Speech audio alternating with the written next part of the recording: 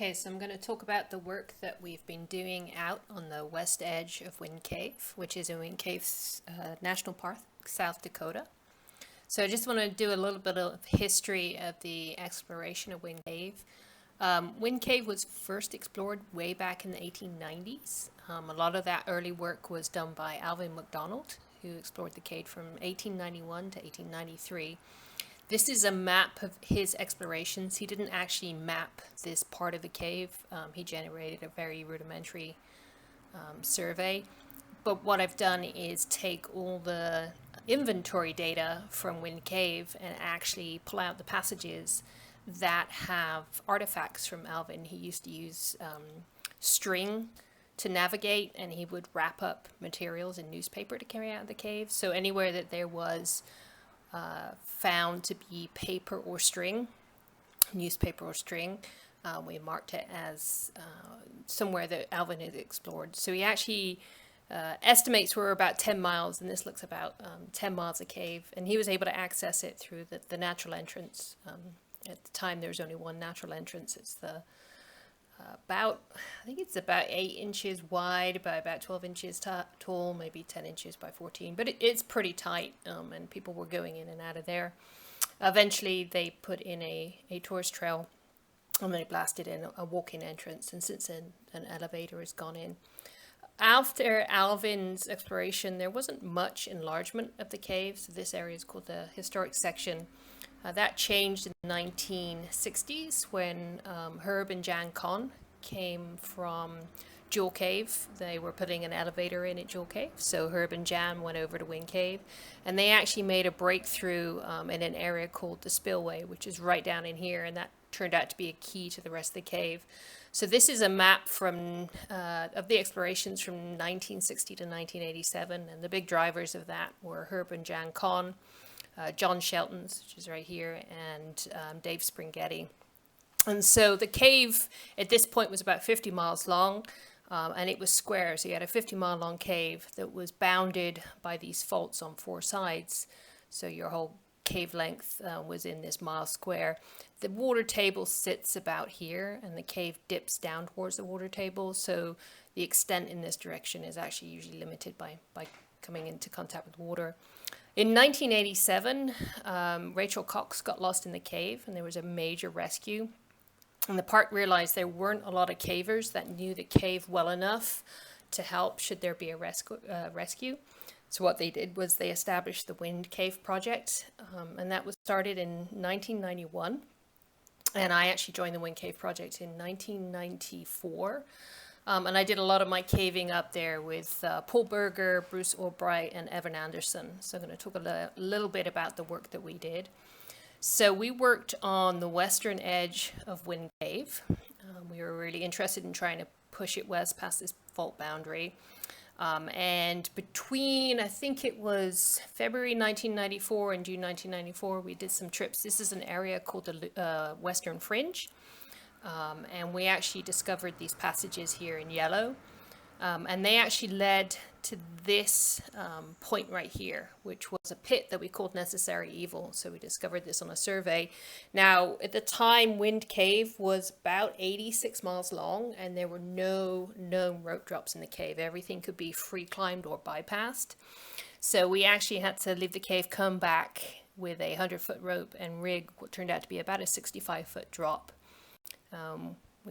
So at the time and to this day, this was the only required rope drop in Wind Cave, and it dropped down into a huge room. This was some of the biggest cave that had been discovered in quite a while, since the Silent Expressway had been discovered and Southern Comfort had been discovered in 1991. So it was pretty exciting. We got to map, I think it was close to a mile of cave. You can see fairly big rooms, pretty decorated, and for Wind Cave it's pretty exceptional in the amount of aragonite snow that was forming. So this is particles that break off over aragonite and kind of fall to the ground. So it was a pretty major discovery at the time. We continued to work it. The area required carrying vertical gear to the back of Wind Cave. So if you're a pretty fast team, you could make it to the rope drop in about 2 to 3 hours. Most people would take about 4 hours to get back there, and you had to carry a lot of vertical gear, so it was quite tricky. So it kind of slowed down exploration a bit, but we did find a nice borehole passage down there that we called Bittersweet. It was also some fairly nice cave. So by the time 1996 was the last trip we did out there, and this is this area you can see here called we called it the Lunatic Fringe, because when we discovered it, we were so excited about finding big passage that we ran around like lunatics. So that's where the name came from. The Western Fringe is this area here, and then the Lunatic Fringe, the area explored off of Necessary Evil Pit, was this area in here. And that was the extent of the cave. In 2001, we were at 100 miles. This is a 100-mile map. And I put this line in here, and this is this fault boundary that basically has stopped all westward exploration. So we pushed really hard on a lot of these passages, trying to get past this western edge. And we seem to always hit this fault boundary. So it was thought that there was nothing else that could be found in Wind Cave going in the direction of the west, even though we knew there were some blowholes in the park that are, some of them are 2 or 3 miles away from the cave in this direction. So it suggested that there was more cave to be found, but it didn't look like going through the western boundary was the way. This is Southern Comfort. This is the area that Paul Berger and Stan Allison discovered in 1991. And I believe there was about 9 miles of cave down here. This has since been expanded by the work of Carl Byrne, but again, it hasn't really extended past this footprint. So this is the footprint of the cave in 2001, when it 100 miles. And basically, I stopped coming to Wind Cave in 1998 because of work taking me away. And I didn't really think much about Wind Cave and pushing the leads until I saw a video that Derek Bristol had posted 2019, in the summer of 2019. He posted a video of them pushing a lead on the far north edge of Wind Cave. And it reminded me about the leads that I had in the Lunatic Fringe and what was still left to be done. So I convinced Derek and Chris Pelzowski to come out with me. So we returned out to Necessary Evil. This is Derek rigging the rope. And there's a story here because I kind of remember that we were told to pull the rope the last time that we were out there, but that was over, it was almost 20 years before. And I kind of remember pulling it, so we took 100 feet of rope out there with us, and when we got there turned out to be a rope already rigged. So I've got a lot of grief from both Derek and Chris, because not only did we have to carry vertical gear and 100 feet of rope out, we had to carry vertical gear and 200 feet of rope back out of the cave, and I'll explain why in a minute. Anyway, we dropped down Necessary Evil, and we went to push. There was a blowing lead that I'd remembered from when I was in the cave in the 90s. So we went to that blowing lead and we pushed it, and we actually were able to get up this climb. It didn't look like it went, it looked like it ended, but we were actually able to wiggle into it from a different direction. And then this became kind of a trade route. We got into it, there was a passage, it was about 300 feet of survey, and at the end of it, we popped out of a small hole, which was impossible to see from the other side, but it took us into the room right above Necessary Evil. So we'd basically discovered a bypass to Necessary Evil, so there were no longer any rope drops in Wind Cave. We called this, we renamed Necessary Evil Unnecessary Evil, so changed the name on the map, and we called that the Tuna Lick Bypass, which is a spoonerism on Lunatic, for the Lunatic Fringe. So basically what happened is we'd found a bypass to the only rope drop in the cave, and that's actually made exploration a lot easier because you don't have to take vertical gear anymore. It's kind of a rough trip out there. There's lots of small, tight, crawly stuff, so the smaller you can make your pack, the better. Because our gear was at the bottom of the rope, we kind of had to backtrack. And there was another lead that I'd found when we were looking for the way on, so we went back and started surveying this. So this is Chris and Derek in that lead, and it started to go. So it started to open up a bit. It was well calcified. You can see the floor is pretty calcified there, which is pretty good indication of some water, being close to the water level in Wind Cave, and those passages tend to go. And then the passage broke into a canyon. So this canyon ended up being about 30 feet tall. And at the end of it, there was a climb. So this is Chris looking at the climb. And you can see it's pretty decorated. There's lots of aragonite there. So even though there was a ton of air blowing out of this thing, we felt that we needed the park's permission to climb it. So we stopped there. We got about 200 feet in this passage before it ended. We turned around, but we called it Revenge Fantasy. Chris made a joke about the exploration of this area being a fantasy for being revenge for a soured relationship. So the area was called Revenge Fantasy. We went back to the park. We showed them what we found. We got permission to push the climb. We climbed up and it kept going. This is Nick Anderson. It looked like the passage ended about 100 feet beyond it, but you can actually see there's a slot down between his legs there, so we were able to slide down, and the passage kept going, and it just wouldn't stop. It kept going northeast, and we stopped for lunch at one point. We'd surveyed quite a bit at this point, and we stopped for lunch, and while we were sitting there, Derek kind of said, what's that brown thing over there? And we turned around and looked, and it turned out it was a skeleton. So this is Derek with the skeleton.